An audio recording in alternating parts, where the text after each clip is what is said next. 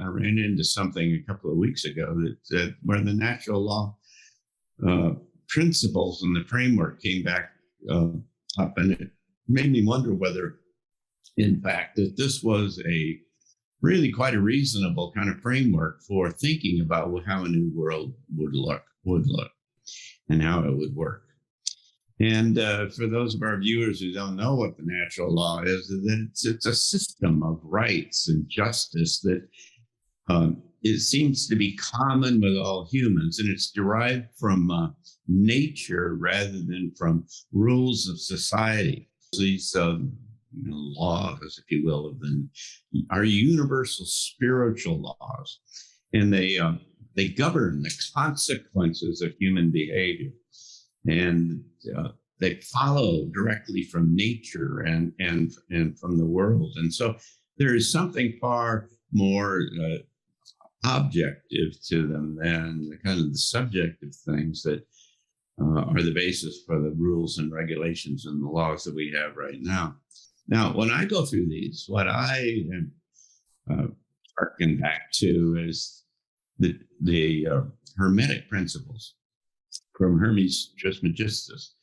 And the Hermetic principles are a list of maybe 8 or 10, maybe kind of principles that say everything comes from your mind and it all vibrates and so on. That there are a lot of kind of congruencies about this. And these are more about kind of, again, how people kind of operate. And so the first law is the law of karma. And almost everybody knows about the law of karma. And it says that you receive only what you give. And what comes around goes around. Some of this is just common sense, and it makes sense. The third law is the law of thinking. And it says whatever your mind is, it'll be reflected in the external world. That sounds a whole lot like karma, of course. It's like the golden rule that says that how you treat other people is the way how you want to be treated, is the way you should treat other people. And my question to you is, does it make practical sense to base the structure of a new world based upon these principles? Based on my own experience and background, it's the only thing that makes sense. There's a lot of misunderstanding of scientific principles, and there's even less understanding of spirituality. So I use a definition of spirit. People talk about spirit. You can't see it. You can't touch it. What is it? It's energy. It's energy in motion. And when you come from a background in which natural law is the only law, and there's really only one that we use. Of course, all the rest are built on it. I noted that you kept saying, well, that sounds like karma to me.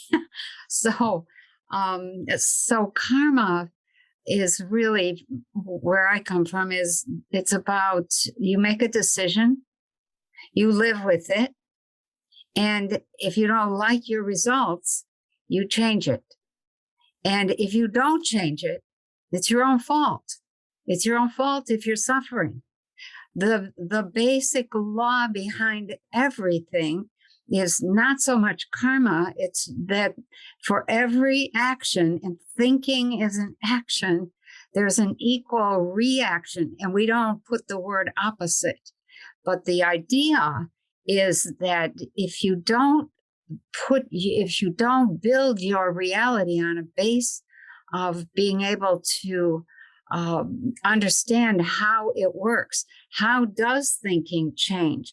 How does what you look at change? How does what you speak change the whole thing out there? That's really what has to be understood. And I think we as a population, as a planet, have to come to an entirely new understanding of how the whole system works, because we are the powerful ones making all of it happen. When you understand that every thought you have changes the entire hologram out there, every thought, not one or two, Every single thought, every action, every word changes the whole thing. You train yourself to feel that change. And then once you feel that change, then you don't say, I believe that's going to happen. You say, I know that happened. Does it make sense to build a reality on the basis of natural law? It's the only reality that does not self-destruct. It is the only reality that brings together science and spirituality and makes them one. What is science studying? Energy. They're just not recognizing that that is spirit as the ancients defined it. But it flies in the face of the whole present system of regulations and laws, and that is that they are all outside of us, essentially, telling us from the outside what we should do. But what you're saying is profoundly, I think, that we produce the reality. This comes from inside of us. The shift to natural law is an evolutionary imperative. It's a necessity. Let's say the localized laws, the laws that we have defined for humanity on this planet, they are also laws that would contain humanity to a localized space and perception. Because we have created these laws which become our own containment because they're not aligned with a universal understanding. And so if we remain with let's say the laws within the human-centric paradigm, then we're always going to be in a kind of species in quarantine upon this planet, because we're not going to develop the perceptual capacity to align with the greater life of the cosmos and the greater intelligence if we're still perceiving and living within the ethics and values which are human-centric and which are really geared towards localized survival. So if we want to break out of this perceptual containment, then we have to shift to alignment with the natural laws, because the natural laws are aligned with a universal understanding in that the way we behave as a species upon this planet does ripple out and affect life beyond the planet. You know, if we believe that our values and ethics are only for us and what we do is only going to affect us, then obviously we're immature as a species and we're not yet ready to move past that containment into the greater universal life. So therefore, we're stuck within, let's say, our own human-centric karmic cycle. So if we want to pass that threshold, then, all species has to at some point reach that threshold whereby it has to align with natural universal law, or it won't be able to further its evolution. Think of it as the opportunity, because this could really be really cool. I mean, how often do you get a chance to build a new civilization or a new, society? Right. And, but what you need, though, is collapse. You need collapse in a majority of systems, because it's very difficult to bring in the new when the old structures are still maintaining their stranglehold. This has happened through all civilizations, is that, they need to get to a point of collapse to X degree before the new forms come in. And I think that's happening now. So yes, I mean, what Martin Armstrong points out is that we won't have the breakdown of the United States and Europe until various systems have collapsed before that, which may be, of course, economic and other kind of social cultural systems. So, you like you say, you can't put new wine into an old bottle if it's already full of wine. You've got to get some out first, and it may be uncomfortable, but radical shifts have always been certainly uncomfortable, because also the kinetic energy, which is a consequence of breakdown, is often used for the energy to break through. It's like a recycling. So you need a physical breakdown and a kind of energetic breakdown to rearrange the parts. So before we can kind of get to these natural laws and the new world, we're going to have to see a period of breakdown and collapse, which we've already discussed previously.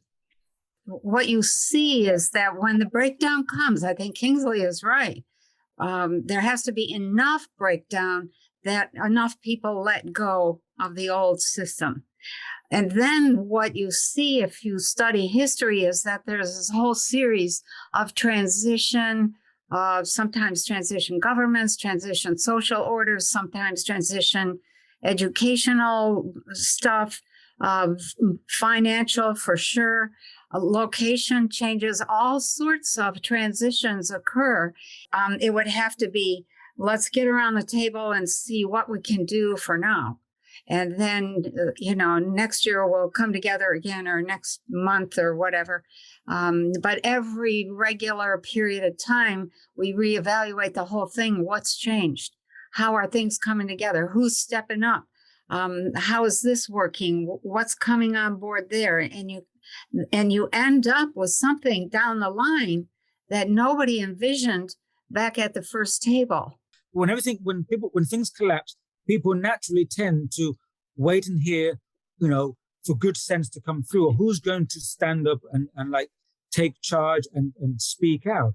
And, that's why when there's kind of dissonance and chaos, you get a lot of gurus kind of coming out of the woodwork, because it's their kind of moment to get their audience. But at the same time, it's an opportunity for a lot of, new kind of leading minds and hearts and voices to come out. In that case, I would think that the first thing would be that the natural laws be listed or be publicized, and that the ethics underlining those would be absolutely non-negotiable.